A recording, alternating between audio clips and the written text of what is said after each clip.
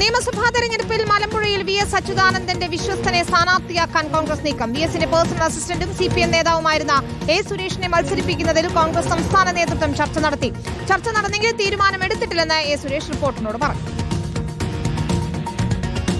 CPMന്റെ ഉറച്ച കോട്ടയായ മലമ്പുഴയിൽ കഴിഞ്ഞ തെരഞ്ഞെടുപ്പിൽ കോൺഗ്രസ് തകർന്നടിഞ്ഞ് 3ാം സ്ഥാനത്തേക്ക് വീണിരുന്നു. നില മെച്ചപ്പെടുത്തലല്ല, മലമ്പുഴയിൽ വിജയിക്കണമെന്നാണ് കോൺഗ്രസ് നേതൃത്വത്തിന്റെ ലക്ഷ്യം. പാർട്ടി സ്ഥാനാർത്ഥികൾക്ക് പകരം ഇതിനായി ഇത്തവണ വി.എസ്. അച്യുതാനന്ദന്റെ ഏറ്റവും വിശ്വസ്തനായ പേഴ്സണൽ അസിസ്റ്റന്റ് എ. സുരേഷിനെ ഒപ്പം കൂട്ടി രംഗത്തിറക്കാനാണ് കോൺഗ്രസിന്റെ നീക്കം.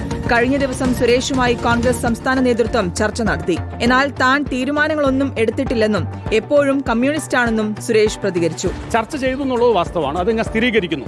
പക്ഷെ ഞാനൊരു മറുപടി പറഞ്ഞിട്ടില്ല. പല കാര്യങ്ങളും അവർ എന്നോട് സംസാരിച്ചിട്ടുണ്ട്. തൽക്കാലം ഞാൻ അത് ഡിസ്ക്ലോസ് ചെയ്യാൻ തയ്യാറല്ല. ഇപ്പോഴും ഞാനൊരു ഇടതുപക്ഷ അനുഭാവിയായി തുടരാനാണ് ഞാൻ ഇഷ്ടപ്പെടുന്നത്.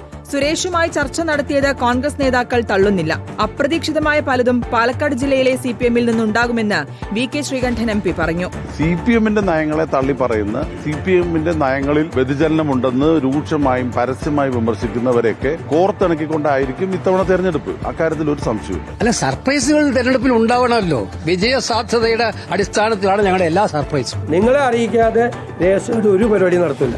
സുരേഷിനെ പാർട്ടിയിലേക്ക് എത്തിച്ച് സ്ഥാനാർത്ഥിയാക്കാനുള്ള കോൺഗ്രസിന്റെ നീക്കത്തിൽ പ്രതികരിക്കാൻ CPM നേതാക്കൾ തയ്യാറായിട്ടില്ല. കോൺഗ്രസ് ആരെ പരീക്ഷിച്ചാലും മലമ്പുഴയിൽ ഇളക്കമുണ്ടാകില്ലെന്നാണ് CPMന്റെ വിലയിരുത്തൽ.